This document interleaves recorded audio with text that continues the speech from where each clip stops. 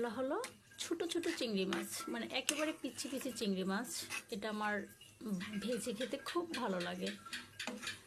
চিংড়ি অনেকগুলো কিনে আনছিল, তো বড় বড়গুলো আমি ভালো করে পরিষ্কার করে নিয়েছি, কিন্তু একবারে পিচ্ছিগুলো আমি আলাদা করে রেখেছি, সেগুলো আমি ভেজে খাবো। তো প্রথমে আমি কড়াইয়ে একটু তেল দিয়ে চিংড়িগুলো দিয়ে দিয়েছি। এখন এক একের মধ্যে সব ধরনের মশলা দিয়ে দিব। লবণ দিয়ে দিলাম,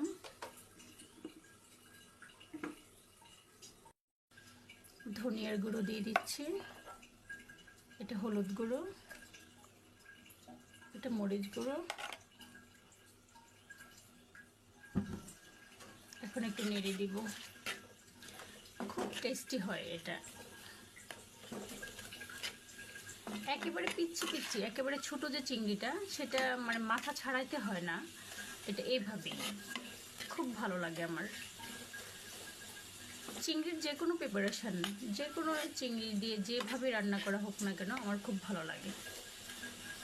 তো বিশেষ করে যখন ছোট চিংড়িগুলো নিয়ে আসে, তার মধ্যে একেবারে পিচ্ছিগুলো তো থাকেই, সেগুলোকে আমি আলাদা করে মানে ভেজে রাখি।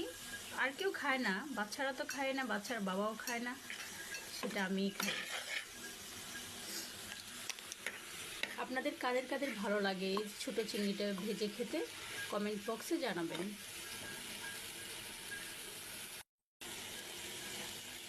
চিংড়ি মাছ ভাজি করলে কিংবা রান্না করলে একটা সেন্ট বের হয়, অনেক সুন্দর সেন্টটা।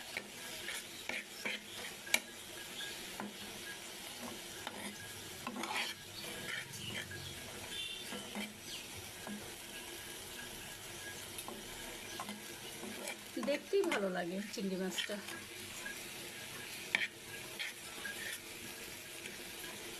চিংড়ি মাছের ভর্তা, চিংড়ি মাছের বড়া খুব মজা।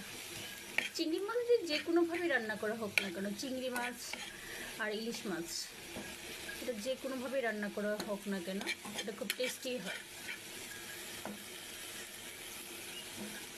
এটা পানিটা শুকিয়ে আসতেছে, আমি আর একটু তেল দিয়ে দিব, তারপরে একেবারে লাল লাল করে ভেজে নেব।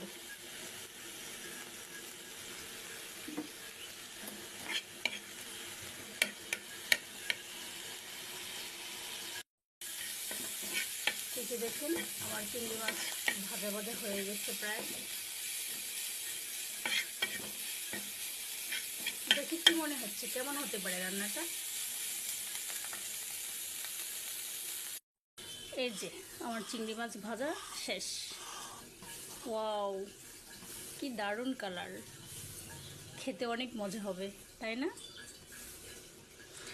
আমার চিংড়ি মাছ ভাজাটা যদি ভালো লেগে থাকে, লাইক কমেন্ট শেয়ার করে পাশে থাকবেন। আল্লাহ হাফেজ।